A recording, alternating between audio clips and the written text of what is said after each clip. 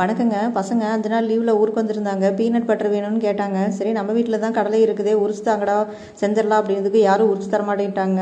நாள் உரிச்சு வச்சு அடுத்த நாள் தான் செய்வேன் அப்படின்னு சொல்லிட்டு ஒரு நாள் லேட் ஆயிடுச்சுங்க. இந்த பீனட் பட்டர் செய்கிறதுக்கு ஒரு 2-3 பொருள் இருந்தால் போதுங்க. கடலைப்பருப்பை உரிச்சு எடுத்து நல்லா வறுத்து எடுத்துக்கணுங்க. வறுத்து எடுத்துட்டு அதோட எண்ணெய், சர்க்கரை, கொஞ்சம் கொக்கோ பவுடர் சேர்த்து செஞ்சோம்னா அந்த டேஸ்ட்டும் நல்லாயிருக்கும், பசங்களுக்கு பிடிக்குங்க. அதனால் நான் கொக்கோ பவுடர் சேர்த்து செஞ்சுக்குவேன். இவ்வளோதாங்க இதுக்கு தேவையான பொருள். செய்கிறதும் ஈஸி தாங்க. நான் இந்த பீனட் பட்டர் செஞ்சு வச்சிட்டேன்னா எங்கள் வீட்டில் தோசைக்கு, சப்பாத்திக்கு, ப்ரெட்டுக்கு, பன்னுக்குன்னு எல்லாத்துக்குமே இது சாப்பிட்டுக்குவாங்க. இன்றைக்கி காலையில் தோசைக்கே பீனட் பட்டர் வேணும்னு கேட்டாங்க. அதனால் நான் தோசைக்கு சட்னி அரைக்கிற வேலையும் மிச்சமாயிடுச்சுங்க. அதனால் பீனட் பட்டர் போட்டு இன்றைக்கி தோசை ஊற்றி கொடுத்தாச்சுங்க. இன்றைக்கி சாயந்தரம் ஸ்நாக்ஸுக்கு பன்னு வைத்து பீனட் பட்டர் வேணும்னு கேட்டாங்க. அதனால் பன்னும் செய்ய ஆரம்பித்தாச்சுங்க. அதுக்கு நான் கொஞ்சம் மைதா மாவு, பால், ஈஸ்ட்டு, சர்க்கரை 3 சேர்த்து கலந்து எடுத்தாச்சுங்க. பால் கொஞ்சம் வெதுப்பாக இருக்கிற மாதிரி பார்த்துட்டோம்னா கொஞ்சம் சீக்கிரமாகவே நமக்கு உப்பி வந்துடும்.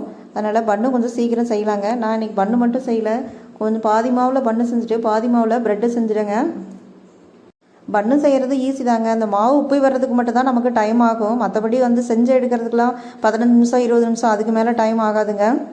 வீட்டில் செஞ்சோம்னா ஒரு 2 நாளைக்கு தாங்க வச்சுருக்க முடியும். கடையில் வாங்கினா ஏதாவது ப்ரிசர்வேட்டிவ்லாம் சேர்த்துருப்பாங்க, அதனால் கொஞ்சம் நாளுக்கு வச்சுருந்துருக்கலாம்.